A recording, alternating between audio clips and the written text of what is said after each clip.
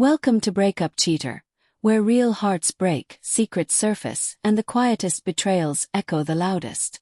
Tonight, we unravel the chilling story of a husband who uncovered his wife's affair with her boss, and responded not with rage, but with something far more unsettling. 3 months of silence. 3 months of planning. 3 months that changed everything. Stay with us, because this isn't just a story of betrayal. It's a story of what comes after. The text message arrived while I was slicing onions for dinner. It wasn't a long one, just 8 words, but it was enough to make my fingers go cold, the knife pause midair. Do you know who I just met today? It was from Daniel, my husband of 7 years, the man I once believed I would grow old with, the man whose trust one shattered 3 months ago. I stared at the screen, my heart pounding. He had been strangely quiet lately. Calm in that unnerving way a storm feels before it tears through a town. And now this. I wiped my hands on a towel, typed back. Who? His reply came seconds later. Michael. At the cafe. The knife slipped from my fingers and clattered against the cutting board. Michael. My former boss. The man I had an affair with. I gripped the edge of the counter, trying to steady my breath. It had been 3 months since Daniel found out. 3 months since he came home early one Friday. His hands trembling as he dropped my phone on the table, open to the messages I thought I had deleted. 3 months since our life imploded. We hadn't divorced. Not yet. We lived in the same house, slept in separate rooms, shared awkward breakfasts, and spoke only when necessary. It was a quiet, suffocating purgatory. But he had never, not once, mentioned Michael's name since that night. Till now. The night everything broke. When Daniel discovered the affair, there hadn't been a screaming match. No throne plates. No dramatic ultimatums. Just silence. He had stood in the kitchen doorway, pale, holding my phone. I read everything, he said. His voice was steady. Too steady. I remember my heart dropping, my mouth opening to speak. Some pathetic excuse, some desperate plea, but no words came. 'Cause what excuse could I give? That it was a mistake. That it meant nothing. That I was lonely while he worked late nights to build the future we'd dreamed of. None of it would erase the pictures, the texts, the hotel receipts he had already seen. You could have told me you were unhappy, he whispered. You could have said anything, Emily. But this. I reached for him, but he stepped back. That single step felt like a canyon opening between us. From that night, Daniel became someone I didn't recognize. Not cruel, not vengeful, but distant. Like a house with all the lights turned off. The text that changed everything. And now, 3 months later, he had run into Michael. I couldn't stop pacing the kitchen. Was he planning something? Revenge? A confrontation? My mind spun with possibilities.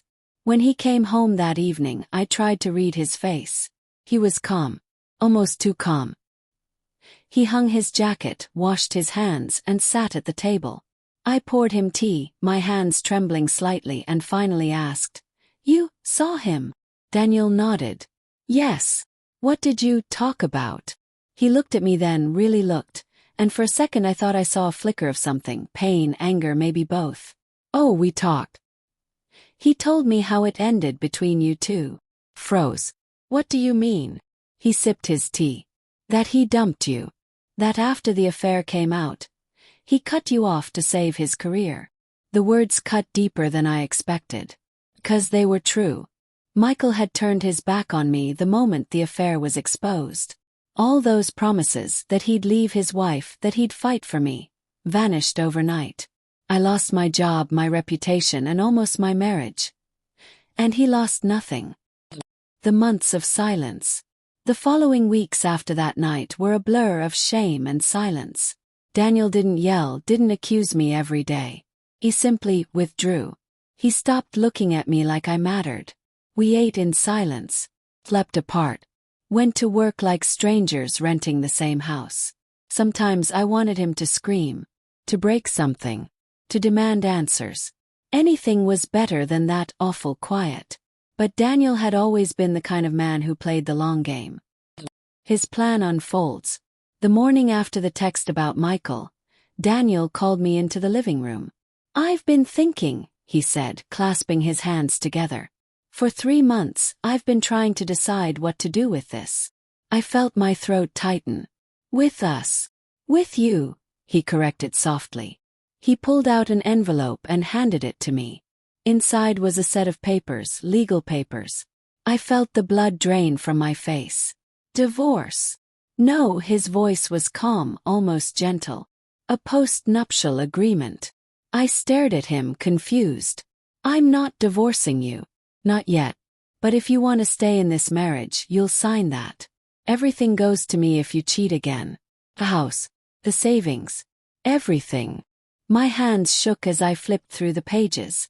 You're punishing me." "I'm protecting myself," he said simply. "You shattered my trust, Emily. And trust isn't rebuilt with flowers or tears.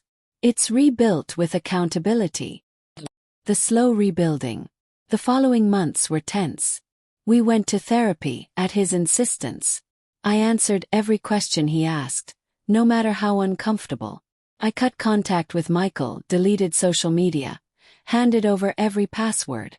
I lived like a tenant on probation. There were nights I cried in the guest room, wondering if he would ever look at me again the way he once did, like I was his home.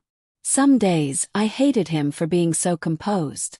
Other days, I hated myself more for giving him the reason. But slowly, painfully, something began to shift.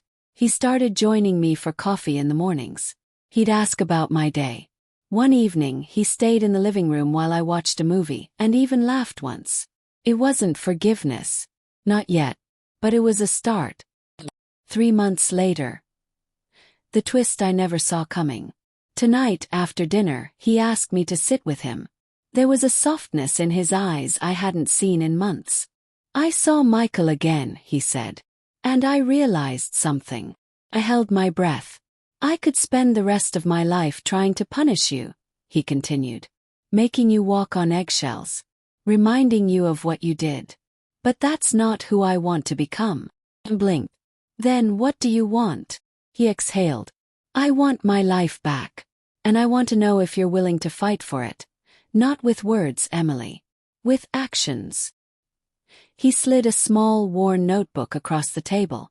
Inside were entries he had written these past 3 months. Every thought, every hurt, every moment he wanted to walk away but didn't. "I'm giving you a year," he said. "Not to win me back with grand gestures, but to show me the person you want to be. At the end of that year I'll decide. Divorce or rebuild." I stared at him, my throat tight. This wasn't revenge. This was something far heavier. A test of who we both really were. The road ahead. It's been 3 months since my betrayal came to light. 3 months of silence, lawyers, therapy, and watching the man I love slip further away, and yet somehow remain. I don't know if we'll make it. I don't know if I deserve to.